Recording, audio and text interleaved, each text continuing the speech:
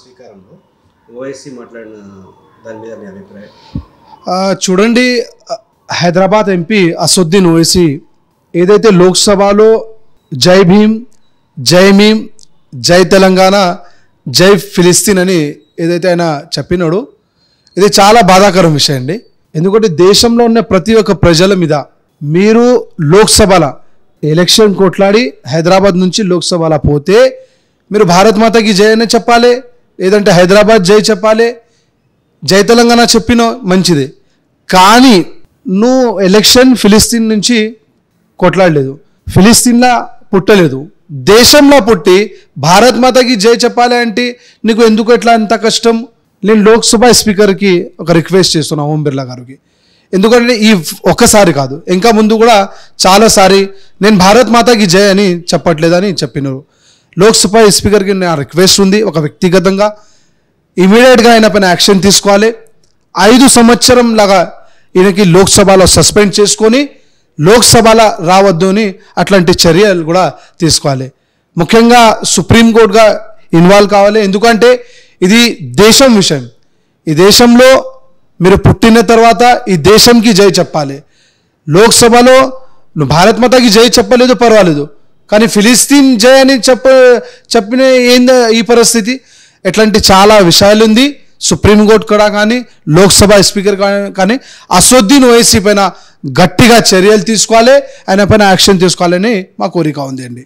నిన్న జరిగినటువంటి ప్రమాణ స్వీకారోత్సవంలో ఆయా రాష్ట్ర ప్రతినిధులు, పార్లమెంటు సభ్యులు వాళ్ళ భాషల్లో వాళ్ళ సంస్కృతి సాంప్రదాయాలను ప్రతిబింబించే విధంగా వాళ్ళ యొక్క దేవీ దేవతలను ఏ విధంగా అయితే ఉచ్చరించారో వాళ్ళందరినీ కూడా భారతీయ జనతా పార్టీ తరపున వాళ్ళందరికీ శుభాకాంక్షలు తెలుపుతూ, ముఖ్యంగా హైదరాబాద్ నుంచి తెలంగాణ నుంచి పార్లమెంటుకి వెళ్ళినటువంటి ఓవైసీ ఎవరైతే ఉన్నారో ఓవైసీ నిన్న పాలస్తీనాకు జిందాబాద్ అనేది చెప్పడం ఏదైతుందో ఇది దుర్మార్గం.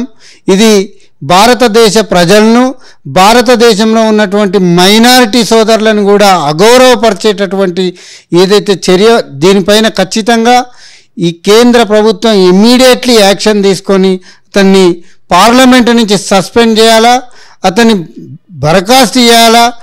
హైదరాబాద్లో ఉన్న ఓటర్ మహాశైలారా, దయచేసి ఒక్కసారి ఆలోచించండి. ఎట్టి పరిస్థితిలో మైనార్టీలకు వ్యతిరేకమైనటువంటి వ్యక్తి, అభివృద్ధికి వ్యతిరేకమైనటువంటి వ్యక్తి అనేటటువంటి విషయాన్ని మరొకసారి తేటతెల్లమైంది. అది కూడా పార్లమెంటు వేదికగా ఈ దేశానికి భారత్ మాతకి జై అనలేదు, కానీ పాలస్తీనాకి జై అంటా ఉన్నాడంటే హైదరాబాదులో ఉన్నటువంటి ఓటర్లారా మరోసారి చెప్తా ఉన్నాం, భారతీయ జనతా పార్టీ ఎప్పుడు ఏ వర్గానికో ఏ మతానికో సపోర్ట్ చేసేటటువంటి పార్టీ కాదు.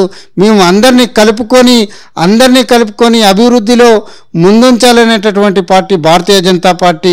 కనుక ఒక్కసారి ఆలోచన చేయండి హైదరాబాదు ఓటర్లారా, ప్రజలారా. ఈ ఓవైసీ లాంటి విషపురుగుని కనుక ముందుకు పంపిస్తే పార్లమెంటుకు మరోసారి పంపించారు. ఎట్టి పరిస్థితుల్లో ఇంకొకసారి ఎంఐఎం పార్టీకి ఓటేస్తే పాలస్తీనాకు ఓటేసినట్టే అవుతుంది. కనుక మైనార్టీ సోదరులు కూడా బదనామయ్యేటటువంటి పరిస్థితులు రాబోతూ ఉన్నాయి.